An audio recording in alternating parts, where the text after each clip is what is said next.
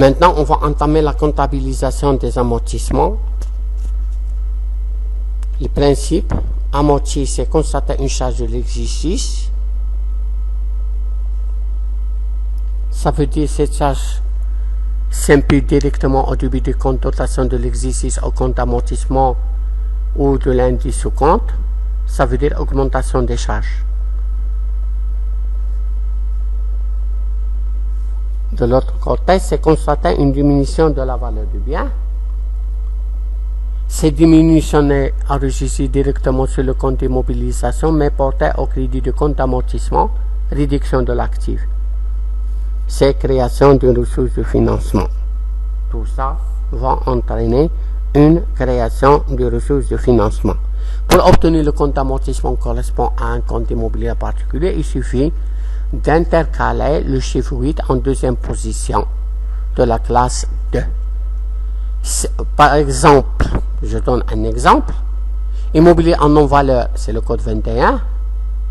Intercaler 8 entre 2 et 1, non obtenu 281. On voit le plan comptable, on trouve amortissement des non-valeurs. Je donne un autre exemple. Par exemple, frais de publicité, son code c'est 2117. Intercaler le numéro 8, on en obtient 28117, c'est amortissement des frais de publicité, etc. Examinez tout ça. Suivant la nature de la dépréciation, la charge constatée peut être d'exploitation ou bien exceptionnelle, ça veut dire ou non courante. Ce qui donne lieu à deux groupes de comptes, dotation d'exploitation aux amortissements. Son code principal 619, ou bien dotation non courante aux amortissements qui nous donne le code 659. Par exemple, nous donnons un exemple. Les frais préliminaires d'une entreprise se sont élevés à 80 000. Ils sont amortisés suivant un procédé constant sur 4 années.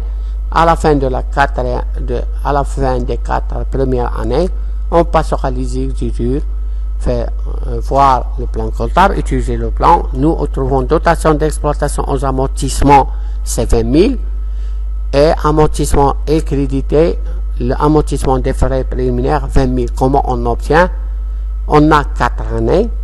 100 sur 4, ça veut dire 25%. Il y a 90 multiplié par 25% multiplié par 12, le nombre de mois sur 12, nous donne 20 000.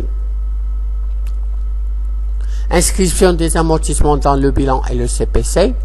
Les amortissements sont en réalité des comptes passifs. Ils sont par contre portés à l'actif du bilan en déduction de la valeur de mobilier à laquelle ils se rapportent, comme on a dit à l'introduction.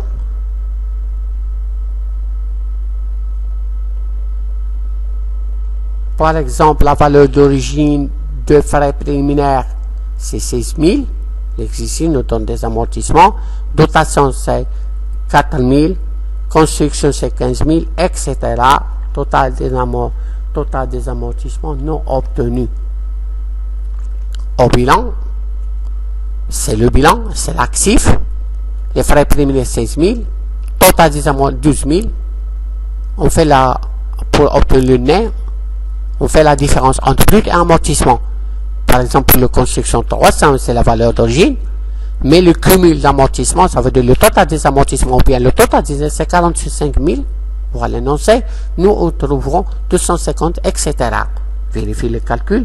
Dotation des amortissements, c'est le total, 35 000. Total, comment on obtient total? Nous revenons à l'énoncé.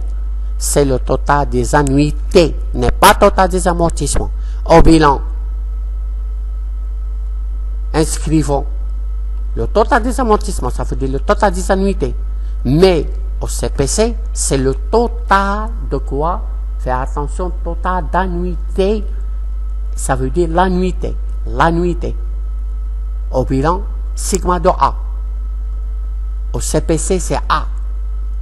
53 000, c'est la somme des annuités de tous les matériels inscrits au bilan de cette société.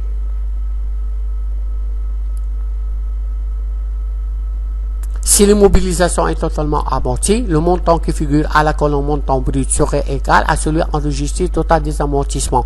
De ce fait, la valeur nette sera nulle. Seuls les frais préliminaires disparaissent du bilan car ils sont totalement amortis. Fais attention, les frais préliminaires, ça veut dire les immobiliers en non-valeur, il faut disparaître lorsqu'ils sont totalement amortis. Ça veut dire que la valeur d'origine est égale à sigma de A. Merci de votre attention et jusqu'à la prochaine vidéo.